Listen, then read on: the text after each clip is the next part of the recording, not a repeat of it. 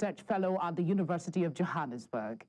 Tinashe Sithole writes that internal divisions, structural poverty, poor governance, and competing national interests have undermined Pan-Africanism over the decades.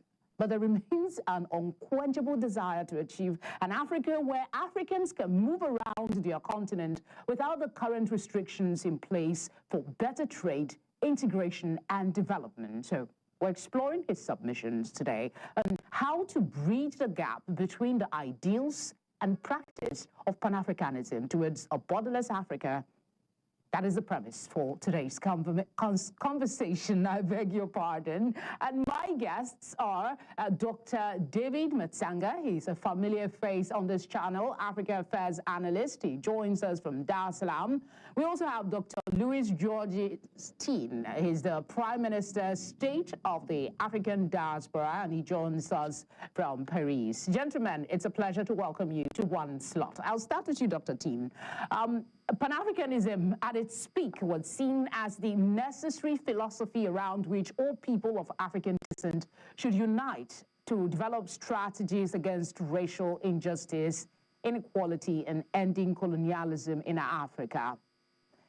Some would say colonialism has been kicked out of the continent, but that is also debatable.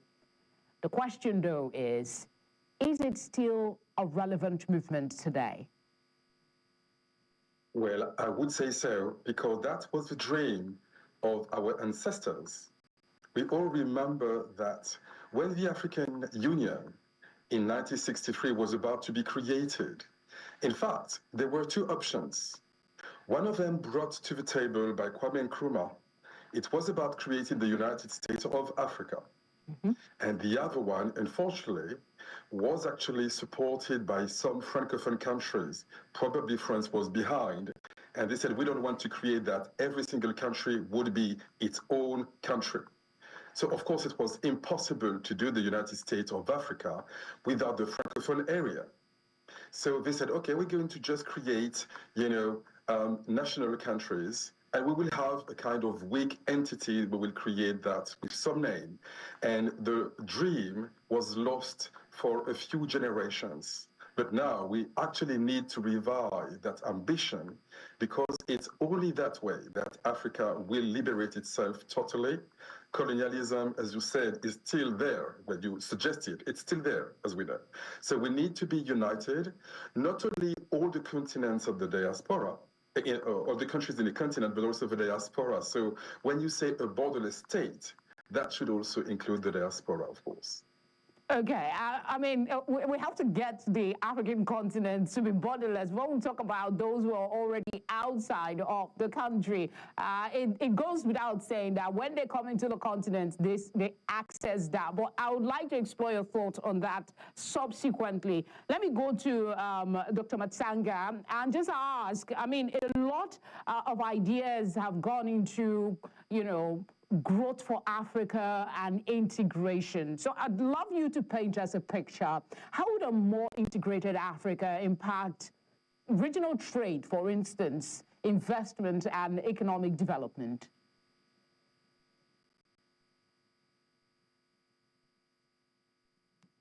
Okay, you need to check the device if it is muted. Thank you. Okay, go ahead. Thank you very much for inviting me. Pan-Africanism still exists. It is there, we have it amongst ourselves. Some of us who were there when this organization, we found it from, it was formed when we are seeing. We still believe it can work. But from inception, as my colleague has said, there was a problem. Okay, Dr. Matsanga, let me interject, because Dr. Steen has established the Pan-Africanism and, the fact that it has to be revived. My question to you, though, is to paint us a picture of what an Africa, I mean, let's dream a little before we continue this conversation. What an Africa that is truly integrated and has, easy communication, how will it influence regional trade and promote economic development? Thank you very much. If we dream ahead, if we had an integrated Africa, free movement, free customs, no visas, this continent would provide quite a lot of jobs, employment, facilities, good health facilities. Going to a hospital in South Africa would not require visas and documents. Going to Nigeria, you don't need visas. It would be a great nation, a great one continent, if we had no barriers. But the barriers would have caused us all the trouble we see today. The barriers are not only on land, Felicity. The barriers are also in air. When you want to go to Equatorial Guinea, you have to go to where my friend is, in Paris. Before you come down, you take 3 days to travel to Africa. You want to go to Senegal, you have to pass through Paris. The intertrade has not worked. If you want to sell goods from Kenya to Uganda, from Uganda to Dar es Salaam, from Dar es Salaam to Nigeria, if you want to export goods, you have to go through a lot of tariffs in order to be. So if we had been integrated, we would look the best people, and it would be the best continent with strength, with enough to eradicate poverty, disease, ignorance that we see still lingers amongst the African continent. That's why they still use these words, development, developing world. These words have been used for many years. But later on, as we discuss, you'll see what are the obstacles that have caused us to break, which you might be the second question or wherever you are going. But okay. For me, a dream, a good Africa would be an Africa where I get into a plane, I arrive in Ghana, for example, one of the countries that has opened the doors for every African. I'm not a criminal, nobody's a criminal. You arrive, they take your passport, you tell them I have come here for a holiday. Why do we spend time to go to holiday in Europe, yet we can go to holiday in Great. Ghana? Why should I not go? Yes. Yes. I mean, I just wanted us to envisage how it would look like. And to be fair to leaders that have come and gone, efforts have been made, ideas have been brought to life. And one of those ideas was an African continental free trade area. We have worked. I mean, people keep saying that Africa cannot come up with something, but we have worked, and that has come to life, no matter how flawed is it. So I want to come back to you, Dr. Team, and have you talked to us about how the concept of Africa without borders interacts with this idea that came to life, the Africa Free Trade Area, and how this, this effort that brought about this free trade area might influence our quest for a borderless Africa? It's obvious that the free trade area is something very important. The second step is actually to build transport system all over the continent, because as our colleague was saying, today it would cost less money to import food from the United States or from Europe rather than from our neighbors. So yes, the barriers are now removed to some extent, but what about the transport system? Do we have a railway? For example, we could certainly create a railway all along the shores of Africa. That's something we are working on at the moment, by the way, because it doesn't mean anything if you say, yes, the barriers, now are history, which is not true, but, to some extent, but there is no way actually to go from one place to another one. So transport is the next step to be done. And that way, instead of buying food or any other resources from outside, we would be able to buy from our neighbors and sell to our neighbors so that the money remains on the continent. That's something quite important to promote. Dr. Masanga, it would be lovely if it is as easy as that. Just put all the roads and we will get things moving. But we know, like you rightly pointed out earlier, Dr. Teen, that the United States of Africa did not work for many reasons.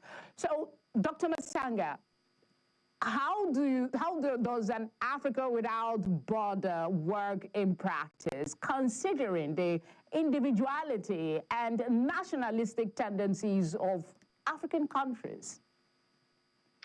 Thank you very much for that question. And that question has come across in courts.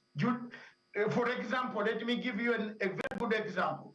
We have an African Court of Justice in Banjul. We have another African Court of Justice and the Human Rights People and the Human Rights Court in Tanzania, Arusha.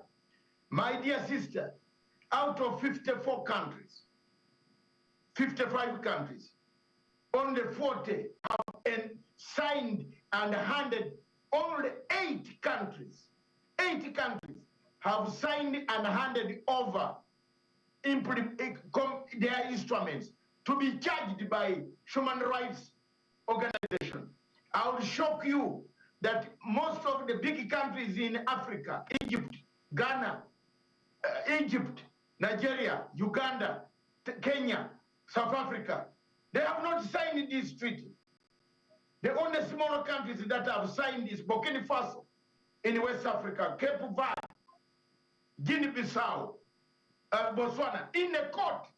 And yet this is a court we wanted to say, we don't want our people to be shipped in Europe to be tried in the ICC once they have made a mistake on African continent.